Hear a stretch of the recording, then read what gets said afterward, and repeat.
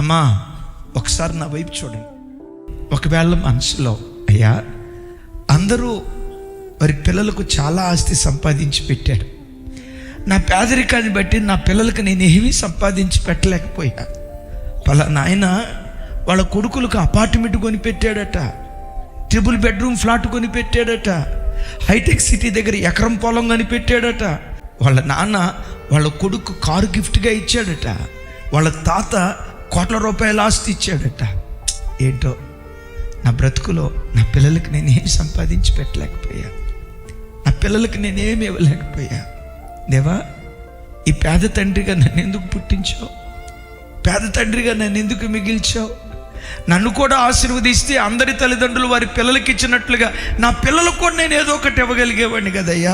ఒట్టి చేతులు చూపించా, మొండి చేతులు చూపించా. ఎవరినో చూసుకొని ఎవరితోనో పోల్చుకొని ఒకవేళ నువ్వు కృంగ తీసుకుంటున్నావా? బిడ్డా, నీ పిల్లలకు కోట్ల రూపాయలు ఇవ్వకపోయినా పర్వాలేదు, నువ్వు కార్చే కన్నీటి ప్రార్థన ఉందే, దేవుని సన్నిధిలో నువ్వు నడిచిన పవిత్రమైన జీవితం ఉందే, కోట్ల రూపాయల డబ్బు కంటే మిక్కిలి ఆశీర్వాదం నీ భక్తిని పిల్లల మీద కుమ్మరిస్తుంది.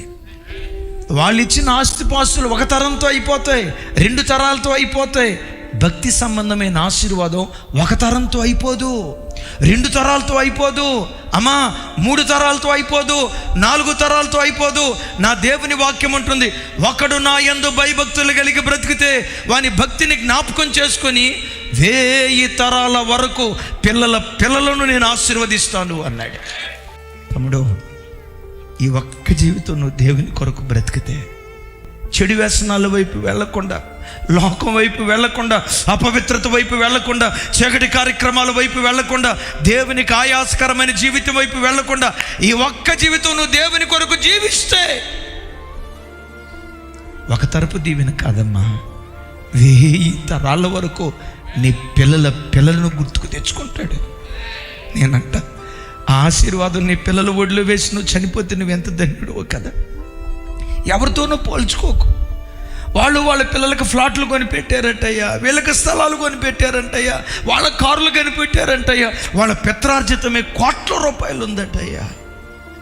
నా పిల్లలకి కోట్ల రూపాయలు ఇవ్వలేకపోయినా అప్పు మిగిల్చానయ్యా. ఇలాంటి పేద తల్లిగా నన్ను ఎందుకు పుట్టించావు అని అనుకుంటున్నావా? ఇలాంటి పేద తండ్రిగా నన్ను ఎందుకు నిలవబెట్టావు అని అనుకుంటున్నావా? పర్వాలేదు, నువ్వు కార్చే కన్నీటి ప్రార్థన నీ పిల్లల భవిష్యత్తుకు కోట్ల రూపాయల కంటే అతి శ్రేష్టమైనది, అత్యంత విలువైనదే.